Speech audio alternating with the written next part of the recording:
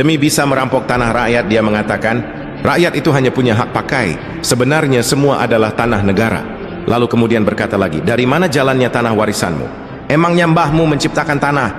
Okelah, kita berikan pencerahan kepada mereka. Syarat terbentuknya sebuah negara hanya dua. Satu, tanah atau wilayah. Dua, rakyat. Lantas di mana posisi pemerintah? Pemerintah itu awalnya tidak ada. Dan sebenarnya tidak perlu juga ada. Sebab pemerintah itu hanyalah sebuah organisasi. Apakah organisasi itu sangat penting? Jawabannya tidak juga. Apakah ketika sebuah organisasi bubar, maka rakyat mati? Jawabannya jelas tidak. Lantas bagaimana tiba-tiba bisa ada organisasi di tengah-tengah rakyat?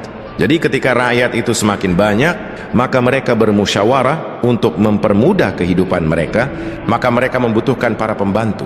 Maka mereka sepakat membentuk sebuah organisasi dan mereka menggajinya. Itulah asal mula pemerintah. Jadi ibarat negara itu adalah rumah, maka rakyat adalah majikan. Dan pemerintah adalah pembantu alias asisten rumah tangga. Pertanyaannya, apakah pembantu rumah tangga itu perlu? Ya, perlu juga sih. Karena akan mempermudah kehidupan kita. Tapi apakah kita akan mati? Atau tidak akan makan jika pembantu tidak ada? Ya, jelas tidaklah. Kan kita bisa masak sendiri atau beli dari rumah makan. Jadi seperti itulah peranan pemerintah di tengah-tengah rakyat. Nah, masalahnya para pelayan di negara kita ini dari awalnya sudah sangat culas. Jadi mereka sering menyamakan pemerintah sama dengan negara. Disinilah awal mula kesesatannya. Sehingga mereka berpikir berarti tanah negara adalah tanah pemerintah. Boom, hancur sudah kan? Mereka salah persepsi.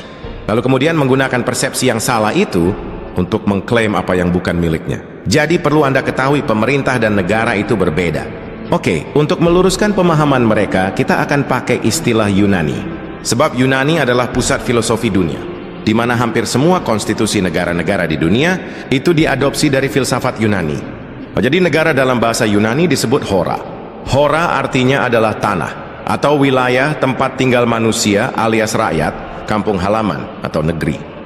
Kemudian rakyat dalam bahasa Yunani disebut demos. Nah, jadi jika Anda menyebutkan kata demokrasi atau negara demokrasi, itu artinya kedaulatan rakyat. Sebab demokrasi berasal dari dua kata, yaitu demos dan kratos. Demos artinya rakyat. Kratos artinya majikan, pemilik, pencipta, tuan, dewa, ataupun Tuhan. Ini sejalan dengan filosofi Latin, yaitu vox populi, vox Dei. Artinya suara rakyat adalah suara Tuhan, atau kehendak rakyat adalah kehendak Tuhan.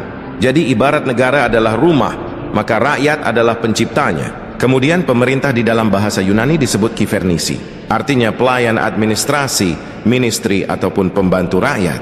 Pertanyaannya, bagaimana bisa pelayan yang digaji memerintah tuannya? Ini kan sudah sangat sesat. Jadi kesesatan paradigma inilah yang membuat para pelayan rakyat itu semakin jauh dari fungsinya. Harusnya sebagai pelayan mereka berlutut pada majikan.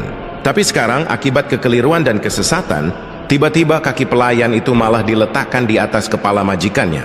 Jadi jika bangsa ini ingin selamat, maka kita harus melakukan revolusi kesadaran.